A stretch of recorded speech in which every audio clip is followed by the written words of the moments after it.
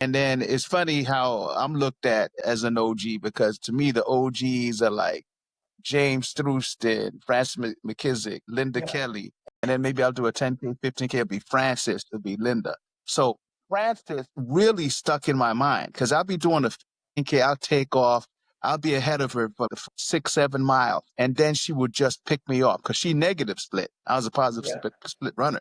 And so maybe one time I was probably complaining to Linda or Francis. I said, why complaining to Linda about Francis? I said, why does Francis always get me late in the race? And then there were some guys that always beat me in a 5K. John, I can't remember his name now. John is like in his 70s, early 80s.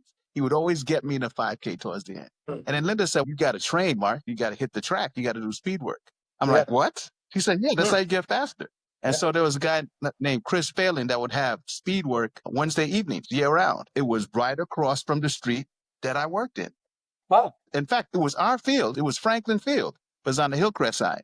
And so I'm like, I don't even have to go out of my way. After work, I can literally just stay a bit later and just walk there and start doing speed work. And then the rest of this, time started dropping. I started beating these people. They weren't catching up with me, even though it still took me about 6 or 7 years to actually beat France, at least in the distance one.